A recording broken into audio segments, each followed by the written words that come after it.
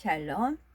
시편 1편. 복 있는 사람은 악인들의 꾀를 따르지 아니하며 죄인들의 길에 서지 아니하며 오만한 자들의 자리에 앉지 아니하고 오직 여호와의 율법을 즐거워하여 그 율법을 주야로 묵상하는도다.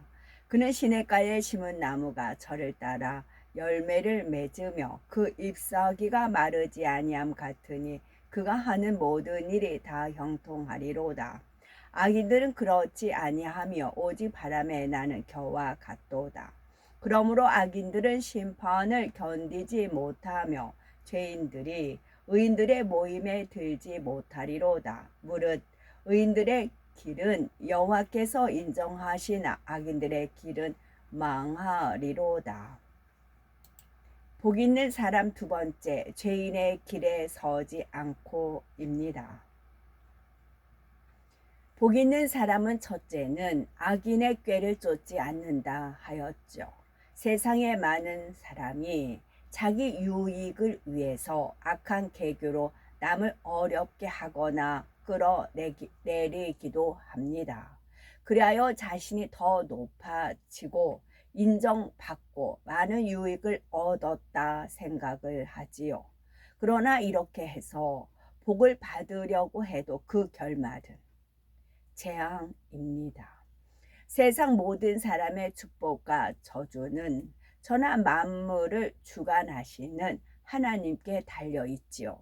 하나님께서는 악인을 축복하시지 않기 때문입니다. 잠언 16장 1절에 마음의 경영은 사람에게 있어도 말의 응답은 여호와에게로서 나느니라 하였지요. 9절에 사람이 마음으로 자기의 길을 계획할지라도 그 걸음을 인도하시는 자는 여호와이시니라 하였습니다.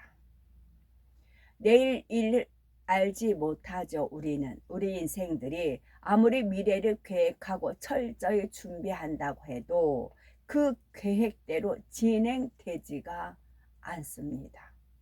다른 분들도 그러겠지만 특히 저는 더 그랬어요. 저는 아무리 내가 이렇게 해야지 몇 년이 이렇게 해야지 해도 이루어지지 않았어요. 늘 틀어졌었어요. 그러니까 삶이 굴곡이 많은 삶이었지요.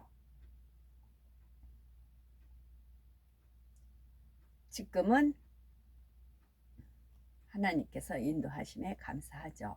하지만 하나님을 믿고 그 뜻대로 거하는 사람에게는 내일 일을 다 아시는 하나님께서 복 받을 길로 인도하시죠. 그릇이 준비된 만큼 크게 축복을 하십니다. 그 준비는 항상 기뻐하고 쉬지 말고 기도하고 범사에 감사하는 거. 이거는 제 머릿속에 난 말이 아니에요. 아버지 하나님께서 99년도 영이 임재하셔서 알려주신 거예요. 그래서 이것이 얼마나 귀한 거를 알았어요. 이것이 너희를 향하신 하나님의 뜻이다 했잖아요. 하나님의 뜻이 어디 있습니까? 어디 있습니까? 우리가 어떤 상황과 여건을 만났을 때 내 뜻대로 안 됐어요. 어그러지고 얽히고 뒤엉켰어요. 그랬을 땐 우리가 뭐라고 해요? 하나님 뜻은 어디입니까? 하나님 뜻 알려주세요. 그렇게 말하잖아요. 근데 하나님 뜻이 멀리 있고 그런 것이 아니더라고요. 하나님의 뜻은 성경에 기록이 되어 있더라는 얘기죠. 그거는 항상 기뻐하고 쉬지 말고 기도하고 범사에 감사하는 거, 이것에 들어있더라고요. 그래서 전에 몇 번을 말씀드린 거는 정말 남이 알지 못한 걸 깨닫게 해주신 은혜가 있어서 그런 거지요. 범사에 감사도 하겠어요. 어떠한 상황 여건이 있어도 하나님 앞에 감사할 수 있고 말로만 감사하면 안 돼요. 누구든지 말로만 그러잖아요. 말로만 감사하는 것이 아니라 행함으로 온전히 나타내야죠. 그것은 저한테 이제 적은 물질이나 하나님 앞에 드렸어요. 어떤 상황이 있든 드렸어요. 그리고 쉬지 말고 기도하라. 그러니까 쉬지 않고 기도는 늘 할 수 있어요. 집안일 하면서 뭘 하든지 도와주세요 이렇게 하면서 기도할 수가 있어요. 그런데 항상 기뻐하라에서 항상 하다가 안 될 때가 있었더란 얘기지요. 특히 여자들 그때 굉장히 예민하다 그러잖아요. 그때 원수마귀 사단이 이제 역사하는 거예요. 그거를 돌파를 했지요. 왜냐하면 너희를 향하신 하나님의 뜻이다. 하나님의 뜻을 이게 하나님의 뜻인 걸 이제 말씀을 통해서 알았어요. 그랬을 때에 준행을 하다 보니까 항상 기뻐해야 되는데 24시간 기뻐해야 되는데 365일 그러니까 한 달 기준으로 30일을 기뻐해야 되는데 기쁨이 아무리 기뻐하려고 해도 안 되더라고요. 기도 내가 하기 싫어도 피곤하고 안 돼도 기도를 무릎 꿇고 기도하면은 위로부터 은혜와 능력이 주어지잖아요. 아, 기도하길 잘했다라고 해서 기도가 되잖아요. 감사는 내가 억지로도 할 수 있는 거잖아요. 또 기도도 마찬가지예요. 그러나 기쁨은 어떻게 억지로 기쁨이 안 되더라고요. 내 안에 없으니까. 억지가 안 되더라고요. 기뻐하려고 해도 이건 안 되더라고요. 기도는 억지도 할 수 있고 감사도 억지로 할 수가 있겠는데 기쁨만은 안 되더란 얘기지요. 그랬을 때 이거를 그러다가 번떡 하나님께서 지혜를 깨닫게 해주셨죠. 내 기쁨을 가져오지 못하는 세력이 있다는 것을 간파가 됐어요. 그랬을 때 예수 그리스도 이름으로 명하노니 하나님 말씀에 항상 기뻐하라 했는데 기뻐하지 못하게 하는 세력아 예수 그리스도 이름으로 명하노니 물러가라 물리치는 기도를 했어요. 기쁨이 당연히 하나님 말씀에 준행해서 하고자 해야 되는데 기쁨을 못 오게 방해하는 세력이 있다는 것을 깨닫게 되었지요. 그러자 실체가 드러나기 시작을 하였어요. 그것은 거슬러 올라가서 하와가 선악과를 따 먹음으로 말미암아 죄가 잉태가 됐고 그러면서 죄가 조이 기쁨 우리나라 말 조이는 기쁨이잖아요. JOY 죄를 지면 기쁨이 사라지고 죄를 회개하면 기쁨이 온다. 이거를 알았지요. 그런데 일상에서 항상 기뻐하고 범사에 감사하니까 그런 죄는 이제 실상 드러나는 죄가 없는 거지요. 이걸 놓고 기도하니까 원죄로 가더란 얘기지요. 원죄로. 그러면서 제 생활 습관이 또 하나님께서 알려주셨지요. 여자들 생리하기 전에는 유난히 깔끔을 펴요. 막 먼지도 눈에 드러나고 막 집안이 어수선한 게 보이니까 막 열심히 치워요. 열심히 막 반짝반짝 치워요. 그런데 생리가 딱 터지고 나서 그때는 이제 몸 하다가 끝나고 나서도 이제 열심히 치우려고 하는데 안 돼요. 그때는 안 돼요. 아무리 치우려고 의지적으로 하려는데 귀찮아, 힘없어, 왜 치워? 그런 생각이 들더라고요. 안 치워요. 그냥 이렇게 살다가 또 이제 30대 얘기예요. 그리고 나서 생리 전을 막 열심히 제가 치워요. 막 그릇도 삶고 그래요. 그러다 보면 생리가 터져요. 그리고 나서 이후에는 또 안 치워요. 그 연유를 지금도 완전히 풀지는 못했어요. 헤브라님 오셨을 때 여쭸어요. 헤브라님 제가 그러더라고요. 그랬더니 아무 말씀 안 하시고 듣기만 하시더라고요. 어렴풋하게 알기는 알지만 그것은 아담과 하와가 선악과에 있을 때는 깨끗한 환경에서 살았을 거 아니에요.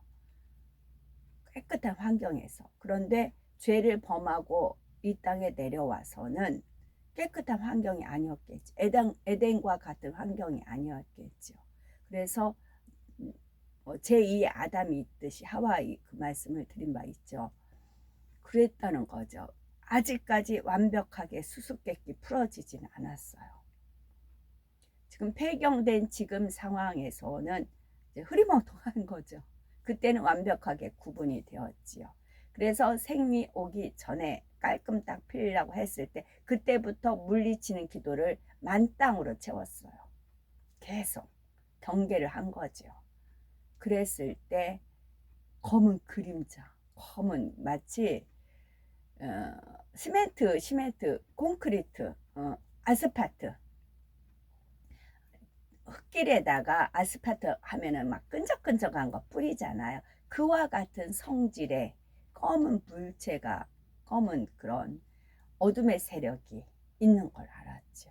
그래서 그 세력을 물리치고 나서 아버지 하나님이 영이 임재를 하신 것이 1999년 10월 3일, 그 이전까지 그런 싸움을 한 거예요. 지금도 온전히 풀리진 않았어요. 지금도 세상이 줄 수 없고 사람의 수고로 이룰 수는 더 크고 많은 부와 명예, 권세를 주셔서 하나님께 영광 돌리는 복된 사람으로 만드십니다. 하나님께서 복받을 길로 인도하시고 그릇이 준비된 만큼 크게 축복하십니다.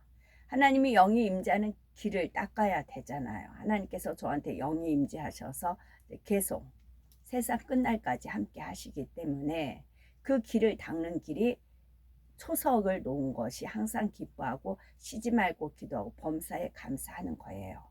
근데 항상 기뻐하는 게 24시간 기뻐해야 되고 일주일 기뻐해야 되고 한 달 기뻐해야 되고 그런 거예요. 어느 날 기뻤다가 안 기뻤다가 아니에요. 그걸 체크하셔야 돼요. 제 경험상으로는 그래요. 세상이 줄 수 없고 사람의 수고로 이룰 수 없는 더 크고 많은 부와 명예, 권세를 주셔서 하나님께 영광 돌리는 복된 사람으로 만드십니다.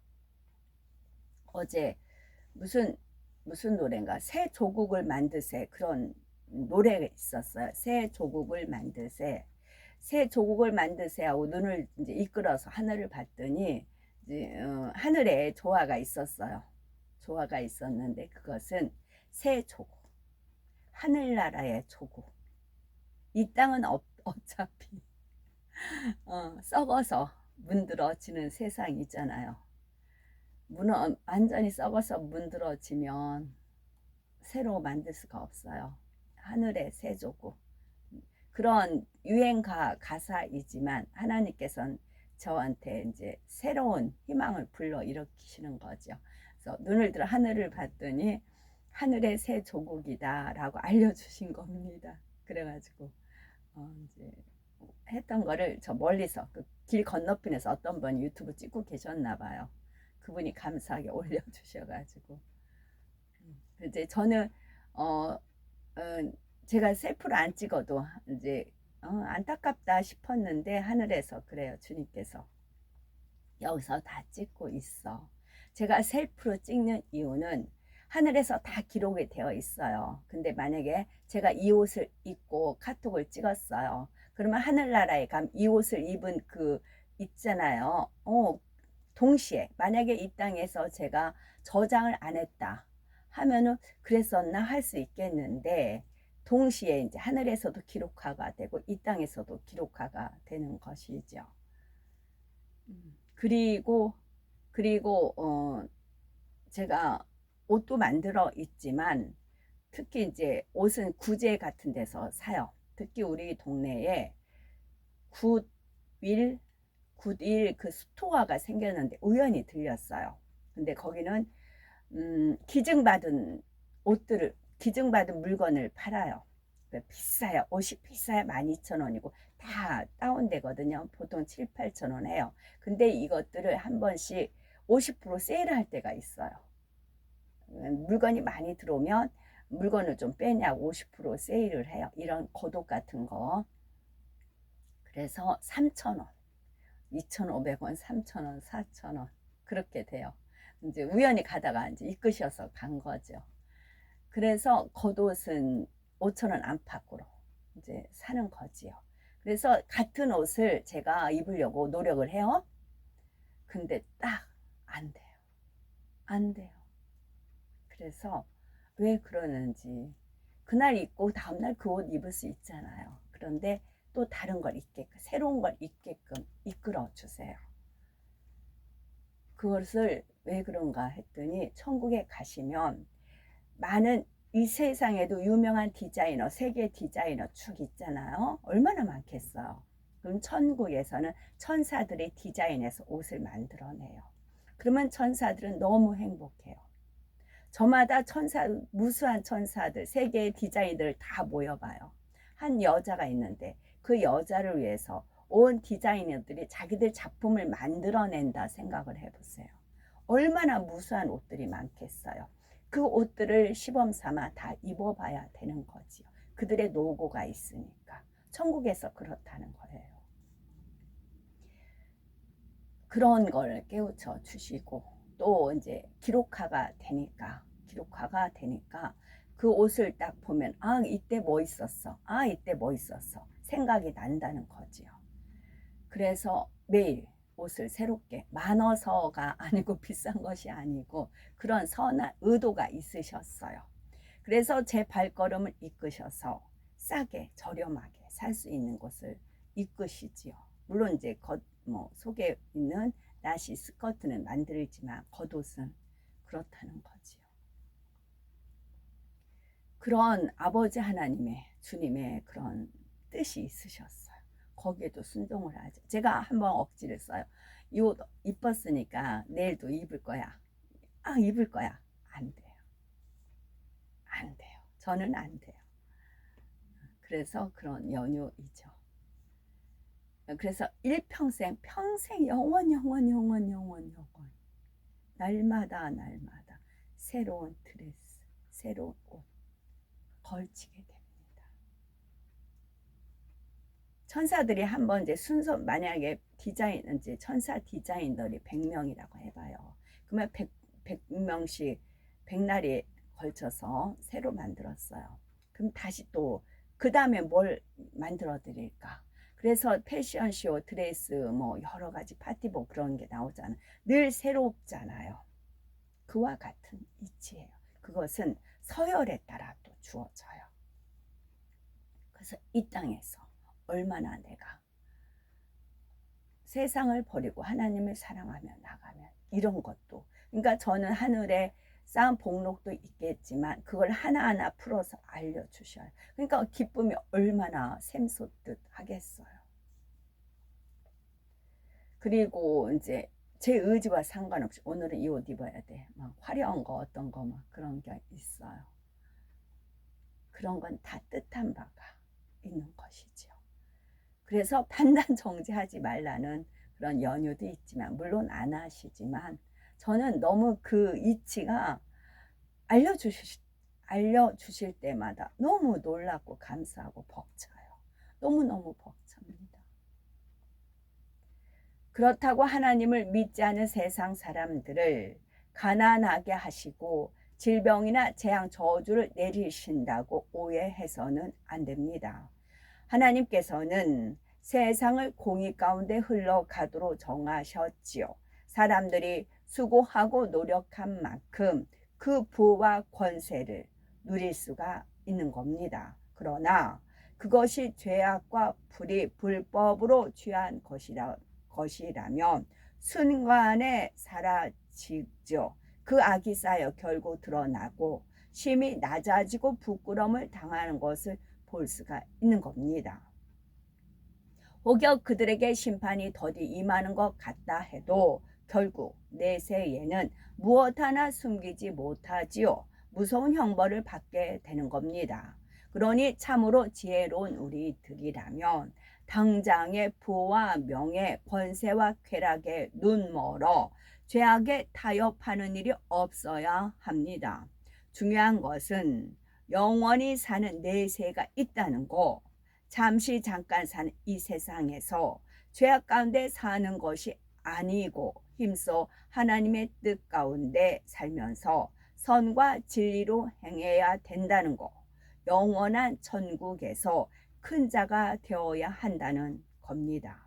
이 땅에서도 하나님께서 항상 지켜주시죠. 세상의 사고와 위험, 재앙과 상관이 없고 질병의 근심 걱정도 없이 참된 평안을 누릴 수가 있는 것입니다. 이것이 참으로 복 있는 사람이죠.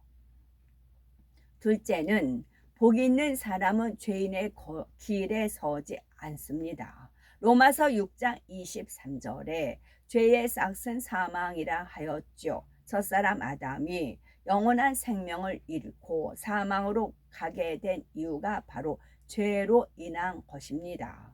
사단의 사주를 받은 뱀의 미혹을 받아 불순종한 죄인의 길에 섰기에 이 땅에 눈물, 슬픔, 고통을 받게 되었죠. 늙음과 죽음을 보게 된 거고요. 이처럼 죄인의 길은 심판의 길입니다. 사망의 길이므로 복 있는 사람은 결코 죄인의 길에 서지 않습니다. 그런데 세상 사람들은 세상 법으로 규정되어 있는 것들을 행위적으로 어긴 사람을 죄인이라 말하지요. 아무리 남을 미워하고 죽이고 싶은 마음이 있어도 실제로 죽이지 않으면 죄인이라 하지 않습니다. 아무리 욕심이 많고 도적질하는 마음이 있어도 실제로 훔치지 않으면 죄인이 아니지요. 그러나 하나님께서는 마음에 죄악을 품는 것만으로도 죄인이라 하십니다. 미움, 다툼, 시기, 질투, 욕심, 간음, 판단, 정죄 이런 악이 마음에서 발동되는 것, 곧 육신의 일도 중심을 보시는 하나님 앞에서는 분명히 죄요 죄인이지요. 죄라고 하기에는 아주 사소한 예를 들어볼 때 우리 마음을 각자 점검해 봐야 되는데, 새벽에 횡단보도를 건너야 하는데 빨간불입니다. 빨리 가야 하는데 좌우를 보니 차도 오지 않고 경찰도 보이지 않지요. 이때 아무도 없으니 건너야겠다 할 뿐이 있고, 건너고는 싶지만 교통법규에 위반되니 건너지 말아야지 또는 건널까 말까 하는 분들도 있을 겁니다. 그러나 차가 오든 오지 않든, 경찰이 있든 없든, 누가 보든 보지 않든 법을 어길 생각 자체를 하지 말아야지요. 세상 법도 어길 마음이 없어야 하지만 하나님의 법은 더더욱 어길 마음이 없어야 하는 겁니다. 아무리 겉으로 볼 때는 범죄하지 않은 것 같아도 육신의 일을 온전히 벗어버리지 않으면 버릴 때까지 연단을 받게 되지요. 혹여 나는 왜 기도하고 충성하고 예배 드리고 싶는데도 치료받지 못하고 응답받지 못하고 축복받지 못할까라고 생각을 하십니까? 이는 하나님께 죄의 담이 있으며 응답받지 못하기 때문입니다. 세상에서 말하는 행위적인 것만이 아니라 진리를 알면서도 마음과 생각에 여전히 육신의 일을 품고 있으면 하나님 앞에서는 죄인이 구하여도 응답받지 못하는 것이죠. 욥도 행위적으로는 온전한 자 같았죠. 아직 마음에 있는 기본의 근본의 죄성이 있었죠. 하나님께서는 그를 연단하셨고 그것을 발견하고 버리게 하심으로 온전한 축복을 주실 수가 있었습니다. 더욱이 행함으로 범죄하는 육체의 일은 더 중한 죄가 됩니다. 아무리 주여 믿습니다 말해도 하나님의 뜻대로 행치 않고 육체의 일을 행하면 하나님의 나라를 유업으로 받지 못합니다. 그러니 육체의 일을 신속히 벗어내시고 육신의 일까지 온전히 벗어버려서 죄와 상관없는 사람이 되어야 됩니다. 하나님 앞에서는 범죄한 것이 크든 작든 결코 숨길 수 없으므로 반드시 그 대가가 따르는 거죠. 어떤 사람은 죄악을 온전히 벗어버리고 하나님의 계명을 다 지켜 행해야 한다고 말하면 어떻게 그 많은 계명을 다 지킬 수 있는가? 그렇게 살려면 얼마나 힘들까라고 합니다. 그러나 하나님의 말씀대로 지켜 행하는 것이 힘든 것이 아니죠. 죄악 가운데 사는 것이 힘들고 고통스러운 것을 알아야 합니다. 사울 왕이 다윗을 시기하여 죽이려 쫓아다니는 동안 얼마나 불안하고 공고했습니까? 그는 끊임없이 미움과 시기가 끓어오르는 악한 마음으로 인해 악신까지 들려서 괴로움을 당해야 하였지요. 또한 자기의 왕위와 영화를 유지하기 위해 하나님까지 거역하며 계속 범죄해 나가므로 결국 이방 민족과의 전투에서 패해서 비참한 죽음을 맞았습니다. 하지만 다윗은 오랫동안 사울에게 생명을 위협받으면서도 여호와는 나의 목자시니 내가 부족함이 없으리로다 하며 감동적인 고백을 올립니다. 내가 사망의 음침한 골짜기로 다닐지라도 해를 두려워하지 않을 것은 주께서 나와 함께 하심이라. 주의 지팡이와 막대기가 나를 안위하시나이다 라고 하며 하나님만 의뢰해 평강을 누리는 것을 볼 수가 있지요. 악한 사람이 아무리 괴롭히고 힘들게 해도 악을 행치 않고 오직 진리 가운데 행하니 마치 푸른 초장과 물가에 뛰노는 양떼와 같이 항상 평강과 기쁨이 샘솟았던 겁니다. 이렇게 죄인의 길에 서지 않았던 다윗이기에 이스라엘 왕이라는 복된 자리에 섰을 뿐만이 아니라 그 후손들까지도 다윗의 이름으로 복을 받아 하나님 앞에 은총을 입게 되었죠.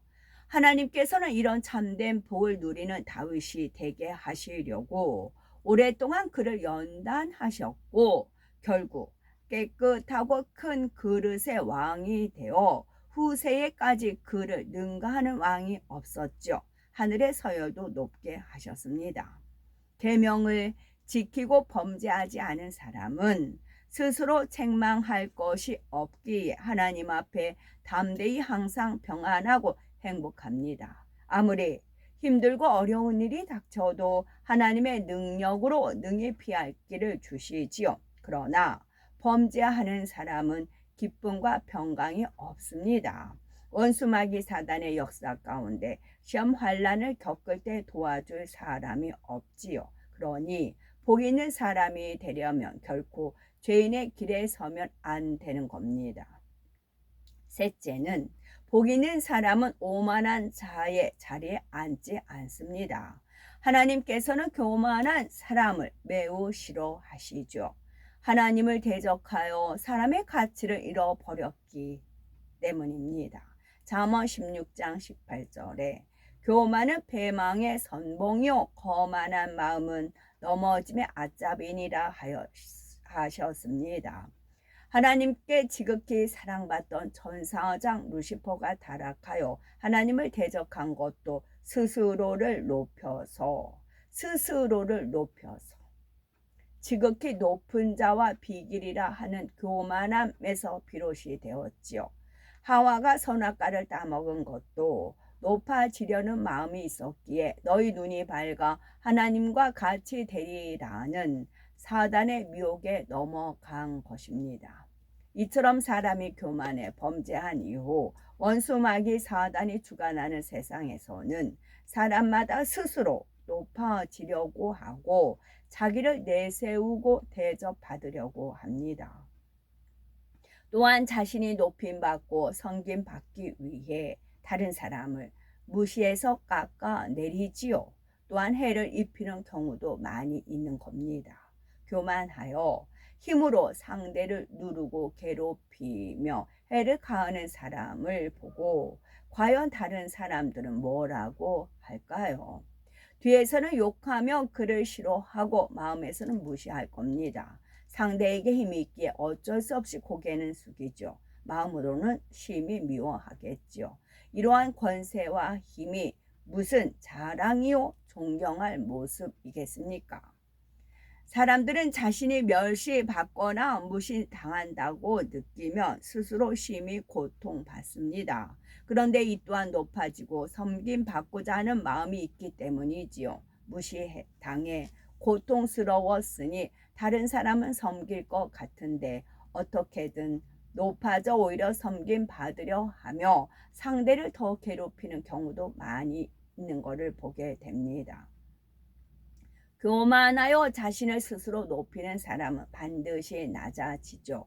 겸손하여 자신을 낮추는 사람은 무사람들에게 인정을 받아 높임 받습니다. 예수님께서도 무릇 자기를 높이는 자는 낮아지고 자기를 낮추는 자는 높아지리라 말씀하셨죠. 여기서 낮아지라는 것은 열심히 섬기며 희생하라는 것입니다. 낮아지고 섬기는 자, 이것이 큰전이라.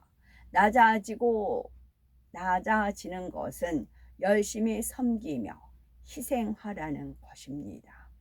상대가 존중받는 모습이 있어서만이 아니라 부족하고 내세울 것이 없는 사람이라 할지라도 섬기는 것이 하나님께서 원하시는 모습이지요. 우리가 섬기는 것은 바로 내 안에 교만이 없다, 겸손과 섬김이 있기 때문이지 상대가 섬길 만한 이유가 있어서 섬기는 것이 아닙니다. 우리가 섬기는 것은 바로 내 안에 교만이 없고 겸손과 섬김이 있기 때문이지 상대가 섬길 만한 이유가 있어서 섬기는 것이 아닙니다. 이러한 섬김은 근본 하나님의 본체인 예수님께서 본이 되어 주셨지요.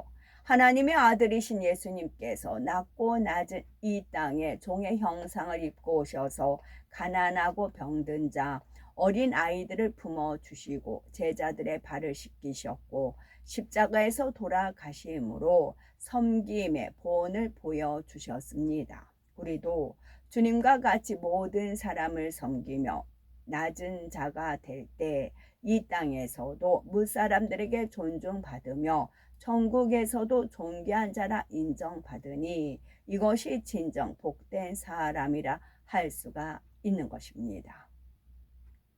죄악을 행하는 사람들이 부귀 영화를 누리며 복이 꼭 큰 자인 것처럼 보일 때가 있지요. 그러나 행악자들이 비록 번성하는 것처럼 보일지라도 세월이 지나고 보면 마치 마른 풀과 같이 쇠하며 그들의 영화는 흔적조차 없이 사라지게 된다는 사실입니다. 혹여 이 땅에서 그들의 죗값을 다 치르지 않는다고 할지라도 더욱 무서운 것은 그 생명이 다한 후에 영원한 심판의 불 속에서 고통을 받는다는 것이지요. 그러니 우리는 결코 눈앞의 이익을 위해 악인의 꾀를 쫓거나 죄를 지어서는 안 됩니다. 또한 세상 사람들은 스스로를 높여야 다른 사람이 자신을 무시하지 않는다고 생각을 하지만 하나님의 자녀라면 진리의 말씀대로 더 낮아지고 섬기는 사람이 되어야 합니다. 그리하여 오직 하나님을 의뢰하여 선을 행하고 진리를 힘써 지키심으로 하나님께서 우리를 지키시고 축복하셔서 가정, 일터, 사업터에 축복만 임하셨으면 좋겠습니다. 아멘. 샬롬.